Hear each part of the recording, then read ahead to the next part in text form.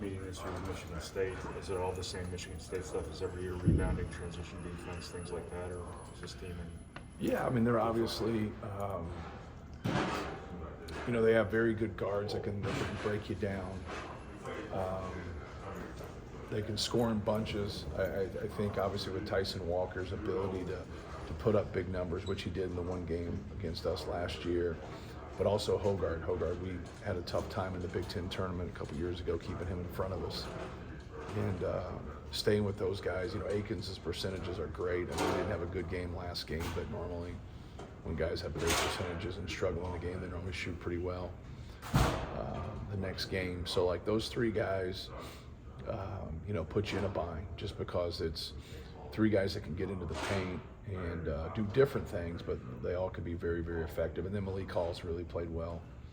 And obviously he played well in February, and I think he's averaged around 18 in February. But just his ability to make shots, make plays, post up, drive it, just a very, very versatile, player.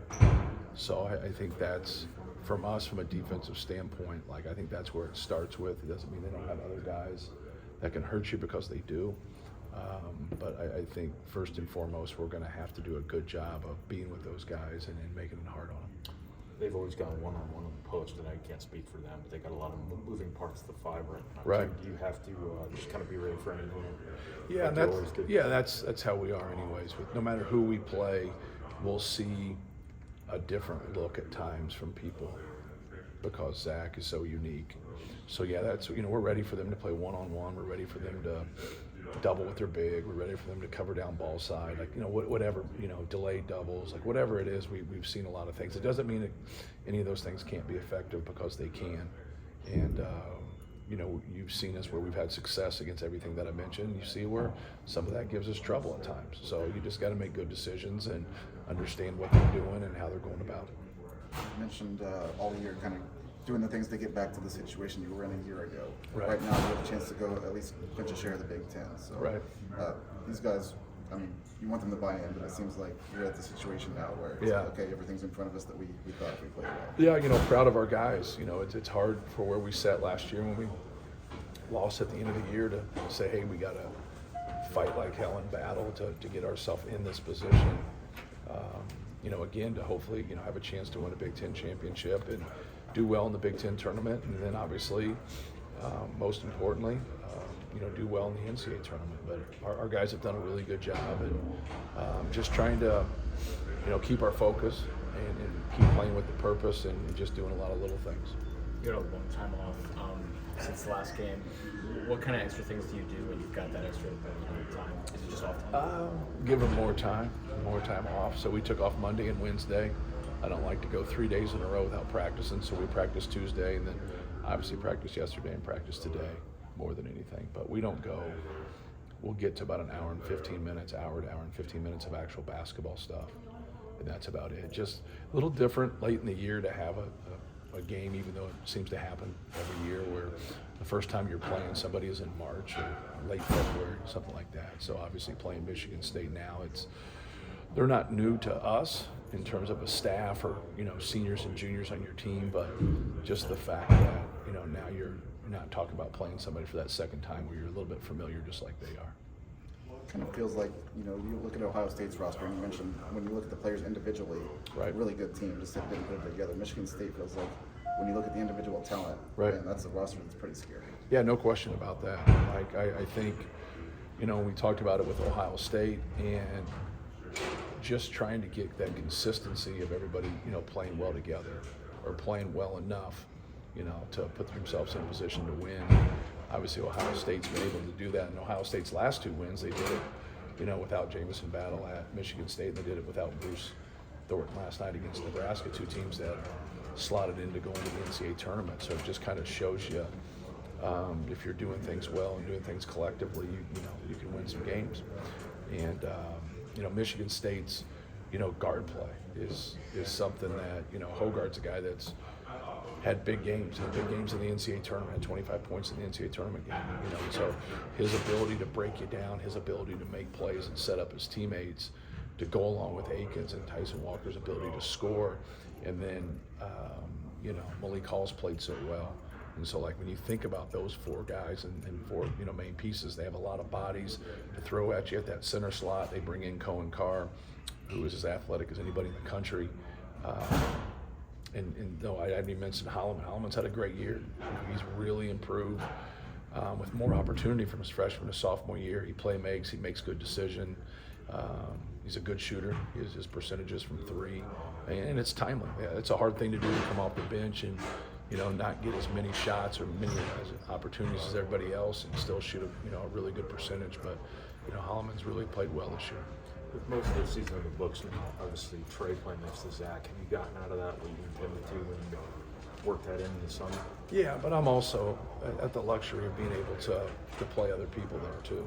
And so, like, obviously Mason Gillis is a starter for us, even though he doesn't actually start, plays more minutes than Trey. And, he gets that advantage, especially late in games, because Mason, is our best, percentage-wise, our best free throw shooter. He stretches the defense for us. But no, Trey's done a really good job. He's had some other games where he's gotten involved a little bit more. I think when you play alongside Zach, sometimes the attention they give him can really help you. And then there's other times where, we play through Braden so much and we play through Zach so much. If you can't get some things off the glass, it's going to be hard for you. You got to kind of organically be able to find your way. But you also got to do other things. You're not always going to score. I think you see that with everybody in our lineup, outside of Zach. It's not always going to be your game to score. You got to keep doing little things, and he's done a good job of You that. sort of view that position like you used to when Zach and Travion were together, and you view it as the collective productivity. Right, no question. Tom Izzo, you two seem to have a lot of respect for each other. He's one of the last of his generation of great coaches still around. How has your guys' relationship evolved, and then just what has he meant for the Big Ten Conference? Oh, it's good. He does a lot of stuff, on a national level and a conference level, trying to improve the game, and we serve on a lot of committees and different things together. So we've had a lot of conversations of how messed up things are, more than anything, but also trying to be solution-based. We have an archaic system, and our system is grossly flawed. And so just trying to, instead of complaining all the time, trying to figure out, how can we go about this to get some things changed so it can be better for everybody. But no, I've learned a lot from him. I've learned a lot from, all the guys you're really referring to, the Bo Ryans, the Thad Matas, the guys that have been overly, consistent in our league and won championships. And so I think that's the one thing to draw from this league is just the coaching. John Beilein would always talk about how good the coaches were. But to me, instead of kind of being in all of it, learn from him.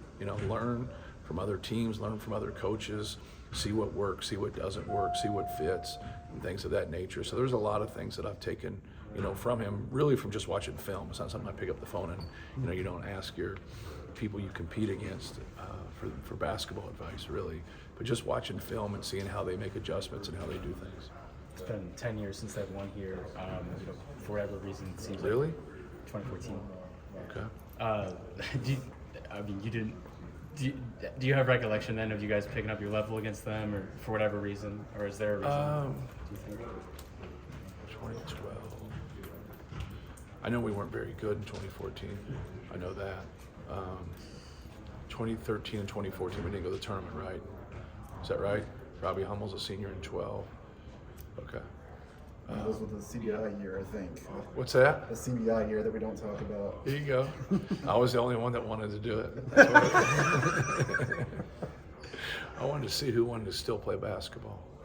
So when you get there and you're doubting people in the room who love the game, I wanted to see it. I don't think anybody on my staff wanted to. I don't know if anybody on my team wanted to. But to me, it was like, hey man, we got to get this figured out, because I really don't want to teach third grade. Even though there's nothing wrong with teaching third grade, I just didn't want to do it.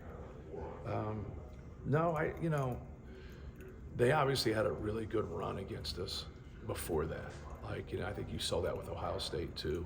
It was really tough in those stretches, and I think we've done a better job of piecing a team together and being more competitive in our head-to-head matchups. But things are cyclical, man. Things can go the other way real quick, and obviously they have an unbelievable advantage at the Breslin Center. We have an unbelievable advantage here. Doesn't mean they can't win here, and doesn't mean that we can't win there. But it's just really hard to win on the road, and especially against a quality program like Michigan State. This is kind of random, but when Paul left and became a head coach and came back, how much does that help, just having another head coach basically on your staff, somebody that understands it from your vantage point? I think it helps just because, he understands what you kind of go through and the burden that you carry as a head coach versus being an assistant. And, you just don't carry it the same as an assistant. I didn't notice that. I didn't realize that until I became a head coach, right? So, but no, he's really helped us. I think we do some things differently now than we did before. So it allows him to just lock in from a defensive standpoint. So that's really kind of, I like that, period. I just like that. I don't like hearing 5 people's opinion about something. I'd rather hear one person's opinion because it's the only time they spend on that area. Just kind of the specialization. But no, he's done a great job.